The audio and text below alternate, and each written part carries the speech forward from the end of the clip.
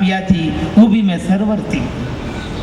धूणी दुखे जो काल जो जल जल गयो शरीर, मछली जो तड़फत फिरूं कद आवे समुद्र में नीर, महारा पिया जी वो भी मैं सरवर थी। बेदर्दी पिया आपनो विरह गयो लगाय, कयो चरणों में राखसूं अब दीनी क्यों छिटकाए, महारा पिया जी वो भी मैं सरवर थी। पतिव्रता तो पियर बसे सुरत पिया के पास, खान पान सब तंद्रा तजिया में कर लिया भगवान वेश, महारा पिया जी वो भी मैं सरवर थी। पपैया ने कहो हे पपैया तू पीऊ पीऊ क्यों बोले, पीऊ नाम परमात्मा रो नाम है, पीऊ पीऊ मत बोल, पीऊ जी तो महारा है, तू कौन वालो है कौन। पपैया मत बोल पिया जी री वाणी है, तुम्हारे सिर रो ताज है, पिया से मिलाने की इच्छा बतावे तुम्हारे सिर रो तो ताज है। पिया जी ने पतियां लिख भेजो तू पंछी ले जाए, जाए पिया जी ने यूं कहे वीरणी धान न खाए। मीराबाई कहवे है हे प्रभु आप रे बिना मैंने आवड़ नहीं रही है, आप हमारा घटरा वासी हो, प्राणारा आधार हो, आप ही हमारा सर्व सुख हो। धीरे मीरा दासी व्याकुल भई पीऊ पीऊ करे पुकार, बेगा मिलो हमारा अंतर्यामी, अब तुम बिन रहो नहीं जाए महारा पिया जी वो भी मैं सरवर थी। आई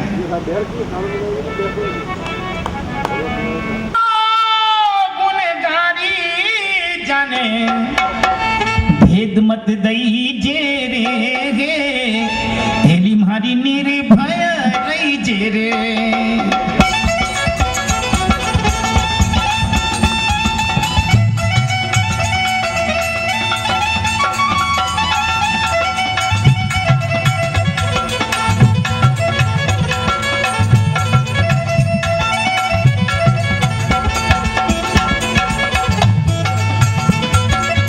दुनियादारी अवगुणकारी जाने भेद मत दई जे रे, हेली मारी नीरे भय रही जे रे।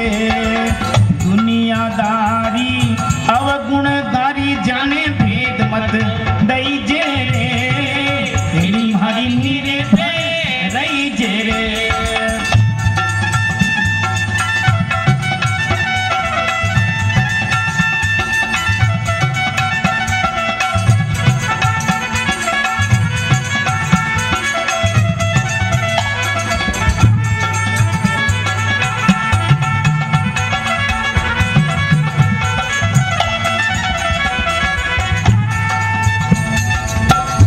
काया में अष्टि कमल दल झारो निगे कर लीजे रे, इन काया में अष्टि कमल दल झारो निगे कर लीजे रे। सत्संगति में बैठ सुहागण, सत्संगति में बैठ सुहागण, साच कमाई जे रे, हेली मारी नीरी भय रही जे रे।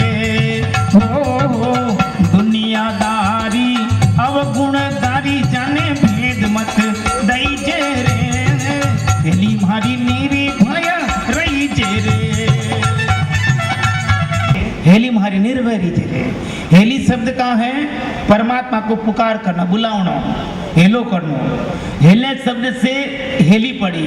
अब हेली कौन है? ये मन रूपी हेली है। मन को संतों ने हेली कहा है। दुनियादारी औगणगारी जाने भेद मत दीजिए रे, हेली मारी निर्भय रहिए रे। तो हमारी इस काया नगरी में 7 चक्र हैं। पहला है गुदा चक्र, दूसरा है लिंग चक्र, तीसरा है नाभि चक्र, चौथा है हृदय चक्र, पांचवा है कंठ चक्र, छठा है आज्ञा चक्र और सातवां है शस्त्र बाहु चक्र। 7 चक्र हमारे शरीर में है। पहला चक्र जो है वह गुदा का है। मूल कमल पर 4 है चौकी, गणपत आसन धरिया, आसन मार अड़ग हुए बैठा, तो जाप अजपा जपिया, अरे साधु भाई बिन निमन कुन तिरिया, आदु आदु पंत नमन पद मोटो, संगत साधुरी करिया, अरे साधु भाई बिन निमन कुन तिरिया। गुदा भाग में 4 पंखुड़ियों का पुष्प है, जिसमें गजानंद जी का आसन है और रिद्धि सिद्धि का भंडारा है वहां। दूसरा जो चक्र है वो लिंग चक्र। लिंग चक्र के अंदर ब्रह्मा जी का निवास है और वहां पे 6 पंखुड़ियों का पुष्प है और सृष्टि की उत्पत्ति होती है। तीसरा जो चक्र है वो नाभि कमल। नाभि कमल में क्या होता है कि भगवान विष्णु का निवास है। भगवान विष्णु या नाभि कमल में विराजमान है और यहाँ पे श्वास का घर है और सृष्टि का पालन करते हैं। जीव गर्भवती माता जब 5 महीने होते हैं तो एक घोड़ बनती है, गांठ। वो गांठ बनती है तो गांठ में चिन्ह तो सब होते हैं, आंख नाक कान सभी होते हैं, लेकिन श्वास नहीं होता है। 6ठा महीना जो गर्भवती को लगता है तो तत्काल माँ की जो श्वास नली है उस श्वास नली का कनेक्शन बच्चे की नाभि कमल से जाके जुड़ता है। तब जुड़ता है, तब उस माँ को ही मालूम पड़ा कि अब जीव अंदर बच्चे में प्राण आ गया, जीव पड़ गया है। अब माँ जो श्वास ले रही है वही जीव अब श्वास ले रहा है और वो अजपा जाप का भगवान का सुमरन करता है, भजन करता है। और वो 6 महीने का बच्चा यदि जन्म ले ले तो वह जीवित रह सकता है, ऑक्सीजन बाहर वाली ऑक्सीजन से जीवित रह सकता है। 7 महीने वाला बच्चा भी जीवित रह सकता है, लेकिन 8 महीने वाला बच्चा जीवित नहीं रहेगा। 8वां महीना यदि गर्भवती को लगा हुआ बच्चा हो गया तो वह जिंदा नहीं, 2 मिनट के लिए जिंदा रहेगा, बाल सार दे देगा, लेकिन मर जाएगा। क्यों मरेगा? क्योंकि उसको माता की ऑक्सीजन चाहिए, बाहर की ऑक्सीजन काम नहीं करती। और माँ कितनी देर करेगी? ये माँ की ऑक्सीजन है, तो माँ हाँ कितनी देर करेगी? या तो माँ मर जाएगी, बच्चा मर जाएगा। इसलिए 8वां महीने का बच्चा कभी जिंदा नहीं रहता है। उसमें यदि 9 मास के दिन ऊपर चढ़ जाते हैं ना तो बच्चा जिंदा रह सकता है, लेकिन 8 मास का बच्चा जिंदा नहीं रहेगा। ये प्रकृति का एक नियम है। अब तीसरा नाभि चक्र, यहाँ पे भगवान विष्णु का निवास है और कमल की पंखुड़ियों का 8 पंखुड़ियों का पुष्प है। नाभि की आकृति कैसी है? कमल के फूल जैसी, और भगवान विष्णु का निवास है। फिर है हृदय चक्र। हृदय चक्र के अंदर भगवान शंकर का निवास है और यहाँ 12 पंखुड़ियों का पुष्प है और सृष्टि का संहार करते हैं। फिर है कंठ चक्र। कंठ चक्र 16 पंखुड़ियों का पुष्प है और माँ सरस्वती का निवास है और वाणी का विषय है। फिर जो मेरी बिंदी दिखाई दे रही है ना, ये बिंदी है आज्ञा चक्र। तीसरा नेत्र है हम सभी का। ये बिंदी हम क्यों लगाते हैं? हम समझ नहीं रहे, खाली टीका काटो। ये टीका काटने का मतलब है ये हमारा तीसरी आंख है, ज्ञान नेत्र, अलौकिक नेत्र, दिव्य चक्षु जो भगवान श्री कृष्ण ने अर्जुन को दी। और यही सतगुरु जब गुरु उपदेश लेते हैं ना तो तीसरी आंख को खोल करके उस अंदर से दिव्य दृष्टि का दीदार कराते, दर्शन करवाते हैं। करोड़ों सूर्य का प्रकाश आपके अंदर है, वो सतगुरु एक ही पल में उसका दर्शन करवाता है। ये तीसरा नेत्र। और ये है कपाल। करोड़ों पंखुड़ियों का पुष्प है, आर है ना को पार है। यहाँ पे करोड़ों सूर्य का प्रकाश है गगन मंडल में। ये हमारी भ्रगुटी है ना, भंवरे, भ्रगुटी से लगा करके ऊपर की ओर जो कुछ है वही परमात्मा का स्थान है।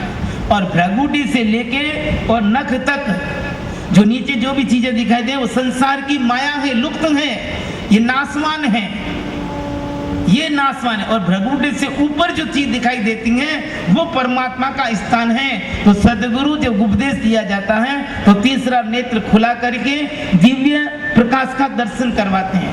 जब कहा कागा से बुरा माने हंस बनाया, मोती चुगाया ये सखी मारा जाग्या, पूर्वला भाग बुरा सा भला आया रे। एकदम पलटा देते हैं। हमारे जन्म 2 प्रकार के हैं। इस शरीर को जन्म कौन देता है? माता।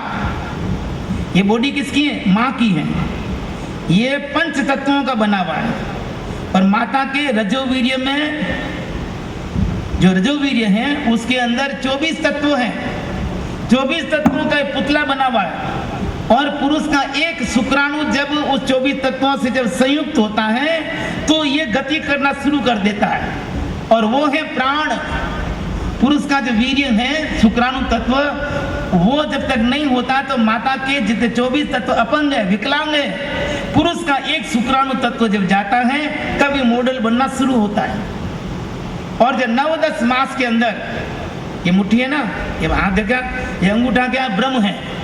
ये अंगुली क्या है? जीव, जो माँ के गर्भवास में है। और ये देखो सता है, ये ब्रह्म कह रहा है। 9-10 मास इन दोनों की आपस में वार्तालाप होती हैं। ब्रह्म कह रहा है, हे जीव, मैं अपना रूप देके तुझे संसार में भेज रहा हूं, मुझे भूलना मत। तो कहता नहीं भूलूंगा। तो ब्रह्म कहता नहीं, मेरे तीनों गुणों की माया है, रजोगुण, सतोगुण और तमोगुण। यह सृष्टि कितने गुणों की बनी हुई? 3 गुणों की, रजोगुण, सतोगुण और तमोगुण। और तीनों के देवता कौन है? ब्रह्मा, विष्णु और महेश। रजोगुण का देवता कौन है? ब्रह्मा। सतोगुण का देवता कौन है? विष्णु। और तमोगुण का देवता कौन है? शंकर। ये तीनों गुणों से सृष्टि बनी हुई है। हम इन तीनों गुणों के अंदर जीव आकर के फंस गया माया में। जब जीव जन्म लेता है तो बच्चे ने जन्म तो ले लिया, न तो बच्चा अलग हुआ न माँ अलग हुई। कब अलग होता है? कि जब तक नाड़वा नहीं कटता है तब तक बच्चा अलग नहीं होता, और वह ब्रह्म से जुड़ा हुआ रहता है। जब नाड़वा काटते हैं तब बच्चा अलग हुआ और माँ अलग हुई। लेकिन एक बात का ध्यान रखना है, एक नाड़वा जब कटता है तो पाप कितना लगता है? 108 गौओं की ब्रह्म हत्या का पाप लगता है। शास्त्रों ने कहा कि जन्म लेना कोई सरल नहीं है। 1000 बिच्छुओं का डंक मारता ना, इतना उस माँ को पीड़ होती है एक बच्चे को जन्म देने में।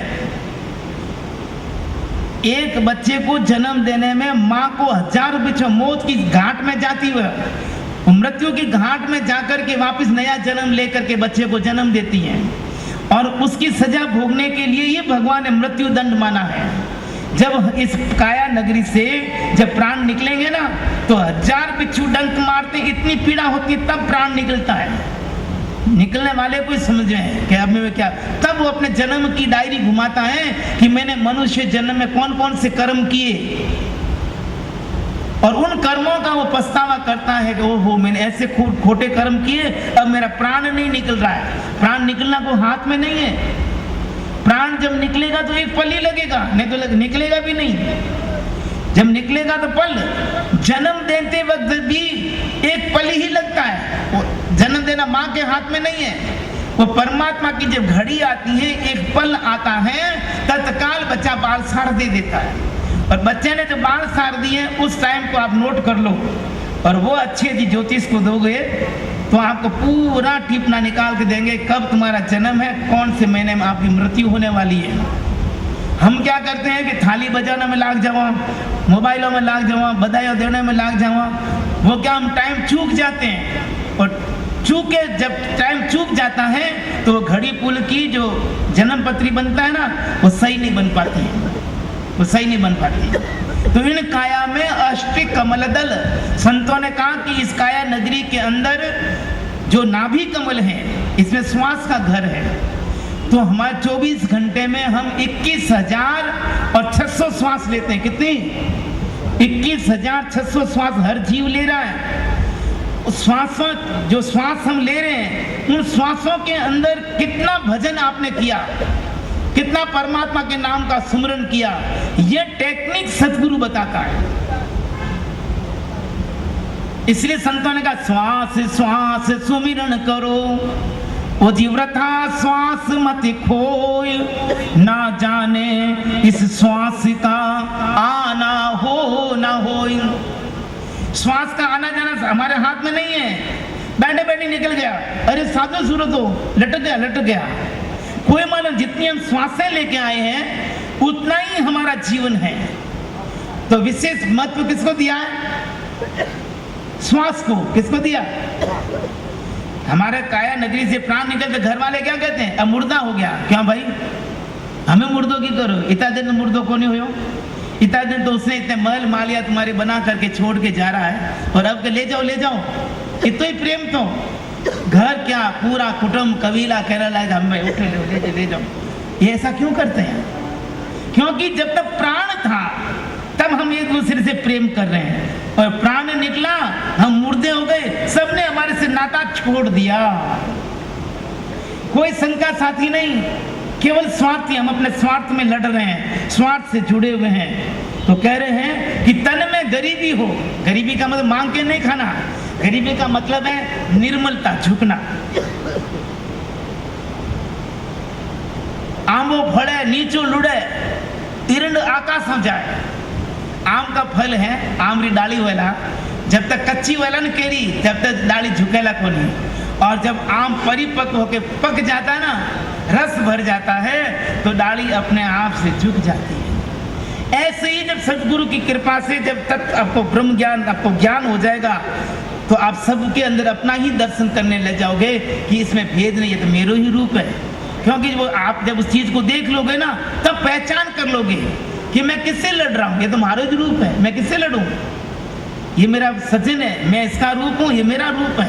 कह रहे हैं कि मारी जोड़ी रो जोगी ना मिलियो, मन मिलियो मारो, क्या आगे मारी बातों करूं, जो मारी बात ने को समझे, किण संग करूं सने, मैं तो पूर्व या पूर्व देश रा मारी हेली, बोली लखे नहीं कोई, बोली लखे कोई सूरमा, जोरा भाग पूर्व ला हो। तो कहवे है कि संत कबीर करें कि सतगुरु भी 3 प्रकार के बताए। मनरे ऐसा सतगुरु जोई, भक्ति योग और ज्ञान वेरा का शीलवान निर्मोही, अरे मनरे ऐसा सतगुरु जोई। तो कौन सा? पहला है चंदन जैसा, चंदन उगो हरिये बाग में मारी हेली, फूल रही बन राय, आप चंदन औरों ने सुगंधित करे और देवे सुगंधी बास। पहला गुरु है चंदन जैसा। तो ये बगीचा था, उसमें बहुत सारी वनस्पति उगी हुई थी, और उसमें एक चंदन का वृक्ष उगा हुआ था। तो आप लोग घूमने जब गए, तो जो जो रात ठंडी होती है ना, तो चंदन ने अपनी खुशबू सारे बगीचे में फैला दी। तो आपने जिस डाली, जिस पंक्ति को पकड़ा, उसमें चंदन की खुशबू आने लगी। तो आपने सोचा कि सारी वनस्पति चंदन ही चंदन हो गई। तो आपने क्या किया कि 10-5 पत्ता जो था ना नीमड़ेरी, वो तोड़े जेब में घाल ली और कहे आ तो मैं चंदन लिया हूँ, चंदन घोटूंगा और माथे में लगाऊंगा। घरे गया, स्नान पानी करी, चंदन घोटने लगे। जितने आपका दोस्त आया, उन्होंने कहा भगवान कहीं कर रहा हो कि मैं चंदन घोट रहा हूँ। तो इन्होंने कहा कि चंदन ने तो नीमड़ो घोटे, नीमड़ो तो नीमड़ो की करे, सूंगे नहीं देता हूँ, क्या सूंगा भले हूँ, संगत जो सुगंध है वो तो है चंदन जैसी, लेकिन खुद चंदन नहीं है, या खुद चंदन नहीं है। कहने का भावार्थ क्या बना कि सारी वनस्पति रूपी शिष्यों ने चंदन रूपी गुरु से कहा कि गुरुदेव हमारे अंदर सुगंध मत फैलाओ, बनाना ही चाहो तो आप अपने समान हमें चंदन बना दो। तो चंदन क्या कहने लगा कि हमारी ताकत को नहीं, मैं सारी वनस्पति को चंदन नहीं बना सकता हूँ, तुम्हारे अंदर सुगंध फैला सकता हूँ, लेकिन चंदन नहीं बना सकता। कहने का मतलब क्या हुआ कि अधिकतर 99% हमने जो गुरु बनाए है ना, वो कानिया मानिया कुर तू चेलान में गुरु, 1.25 रुपया धर तिरे तो तर मीरत मत। ये कानौरी फूकों वाला गुरु है, वो चंदन जैसे। दूसरा गुरु कौन सा है? दूसरा गुरु आपको मिला, आपको पारस। पारस ले इतनी डली मिल जावे और यदि लोहे से स्पर्श करोगे तो क्या बनेगा? सोना बनेगा। पारस का काम क्या है कि लोहे को स्पर्श किया, तत्काल ही सोना बन गया। तो अब लोहा रूपी अब इतो सारो सोनो बने, 18 राखोला स्टेज ने इसको किन में राखोला, तिजोड़ी में राखोला नहीं, तो इसकी कीमत बढ़ गई। तो लोहा रूपी शिष्य पारस रूपी गुरु से कह रहा है गुरुदेव मेरी कीमत मत बढ़ाओ, मुझे संसार में चमत्कारी मत बनाओ, मुझे भी बनाना ही चाहो तो आप मुझे अपने समान पारस बना दो। तो पारस क्या कह रहा है कि मैं तुझे अपने समान पारस बनाने मेरी भी ताकत नहीं है, मैं सोना जरूर बना सकता हूं लेकिन पारस तुझे नहीं बना सकता। ये भी खोट मारे में भी है। किसने कहा? पारस ने कहा।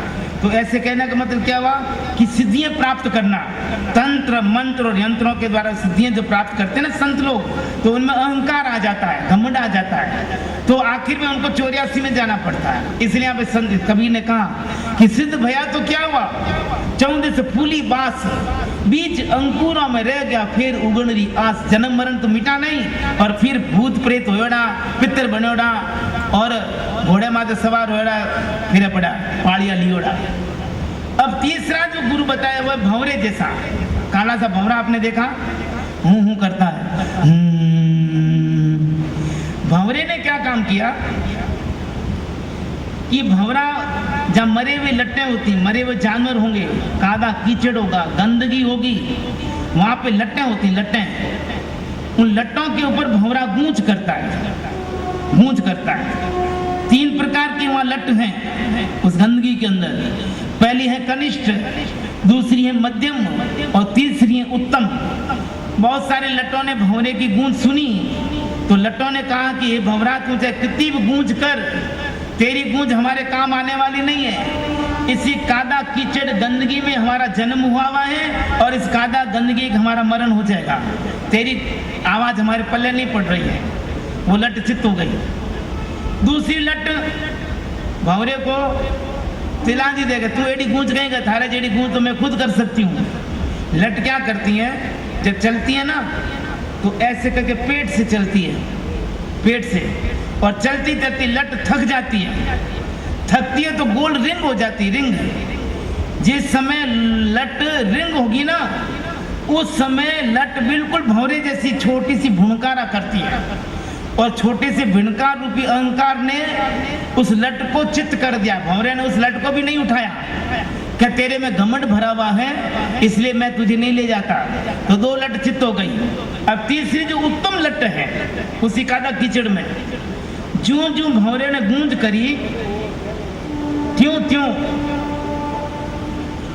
ए भाई तो तारी चाय ने बंद कर बार 1 मिनट, बात जो चल रही है उसे चलने दो, ये दिया पांचा मत किया करो। संग जब चलती है ना तो उसमें पूरा शब्द पे ध्यान दिया करो। कहीं पे भी चूक गए तो चोरिया से तैयार है। ये गाना बजाना तो खाली नाटकबाजी है, ये सब फतूर है, फतूर, कुछ काम आने वाले नहीं है। हम अपनी कला दिखते हैं, मैं बरकों पड़ो कौन ढोलियों नहीं गड़ाई, ये बजावे पड़ो ने करे पड़ो, क्या हुआ, ये नाटक ही तो है।